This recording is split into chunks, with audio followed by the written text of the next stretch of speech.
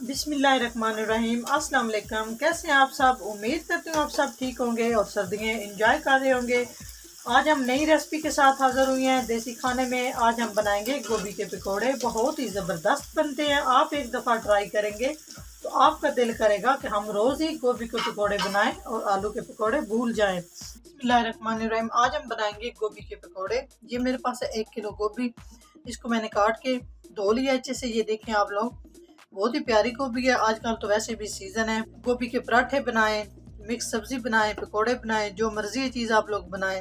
इस तरह की गोभी लेनी है साफ। छोटे पीसेस में करना चाहते हैं तो छोटे पीस कर लें, बड़े में रखना चाहते हैं तो बड़े। मैंने तकरीबन इस तरह इसको रखा है। इसके लिए मजीद जो मुझे चीज़ें चाहिए साथ साथ में आपको बताती हूँ।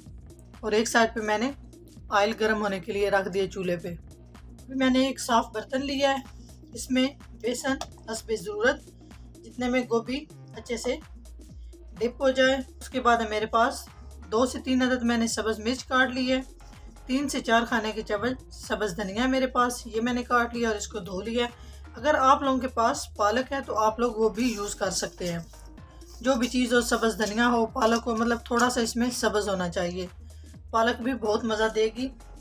मेरे पास पालक नहीं थी, मैं इसमें धनिया डाल रही हूँ।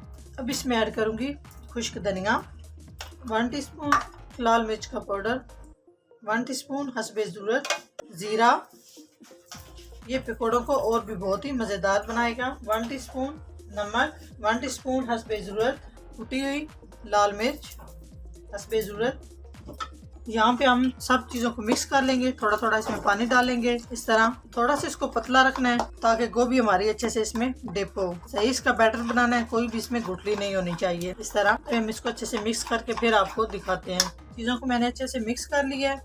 यहाँ पे आप लोग इस पॉइंट पे आप लोग आके नमक मिर्च चेक कर सकते हैं। अगर कम लगे तो आप लोग इसमें ऊपर से भी मिला के सारा मिक्स कर सकते हैं।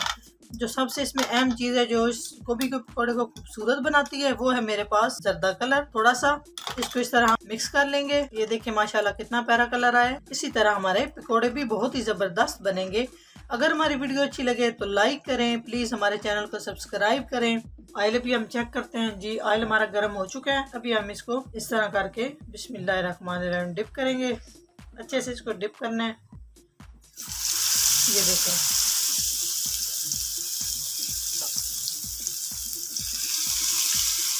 इस तरह हम सारे पीसेस को इस तरह डिप करके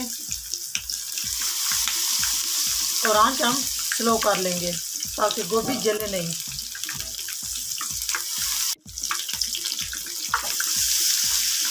इस तरह आराम आराम से ताकि हाथ नहीं जले। बहुत प्यारी खुशबू आ रही है जी। अभी हम इसकी तह चेंज करते हैं और देखते हैं नीचे से कैसी इसकी लुक है। माशाल्लाह ये देखिए, सुभान अल्लाह कितनी प्यारी है इसकी लुक। इसी तरह हम एक एक करके सबको पलट लेंगे। आप लोग भी ज़रूर ट्राई कीजिएगा, कितने मज़े के बनते हैं ये। यहाँ पे हम आंच बिल्कुल स्लो रखेंगे ताकि गोभी अंदर से भी अच्छे से फ्राई हो जाए, गोभी पकौड़ा हमारा, और जले भी नहीं। जब तक ये फ्राई हो जाएंगे फिर हम आपको दिखाते हैं। साथ साथ हमारे ऊपर वाले पकौड़े गोभी पकौड़ा अच्छे से फ्राई हो जाए, साथ हम इनको इस तरह डिप कर लेंगे ताकि इसके अंदर ये जो हमने मेज़ा बनाया अच्छे से जज़ब हो जाए, ताकि हमारा गोभी पकौड़ा बहुत ही ज़बरदस्त रेडी हो। तकरीबन 4 मिनट लग गए हैं इसको फ्राई होने में। जब इस पॉइंट पे आ जाए तो आप लोग इस तरह कोई भी चीज़ लेके इस तरह आप लोग दबाएं। जब आप देखें कि ये नरम हो चुकी है तो समझ लें कि गोभी पकौड़ा हमारा फ्राई हो चुका है अच्छे से।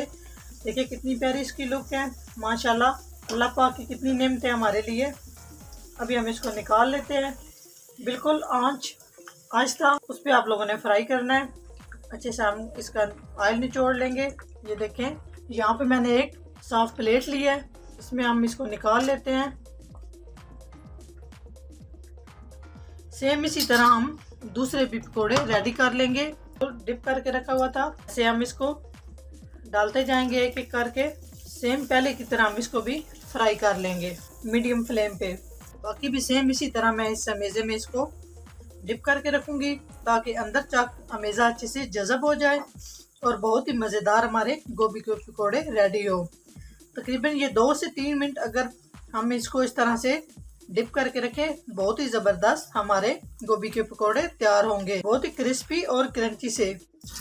तकरीबन 2 मिनट हो चुके हैं। अभी हम इसकी तह चेंज कर लेते हैं। इसी तरह सेम ये देखें माशाल्लाह कितना प्यारा लग रहा है इसका कलर। ऐसे एक एक करके सारे मैं इसको तय चेंज कर लूँगी और स्लो आंच पे हम इसको अच्छे से फ्राई कर लेंगे ताकि ये अंदर से अच्छे से फ्राई हो जाए। अभी हम इसको 3 से 4 मिनट फ्राई करेंगे ताकि हमारे गोभी का पकौड़ा अच्छे से तैयार हो। ये माशाल्लाह कितने प्यारे लग रहे हैं। ये बीच बीच में हम इसको इस तरह से हिलाते रहेंगे ताकि अच्छे से फ्राई हो जाए। इस तरह 3 से 4 मिनट के बाद पकौड़े हमारे अच्छे से फ्राई हो चुके हैं। अभी हम इन्हें निकाल लेते हैं। प्लीज़ चैनल को सब्सक्राइब ज़रूर कीजिए। इस तरह से अच्छे से इसको ऑयल निकाल लेते हैं।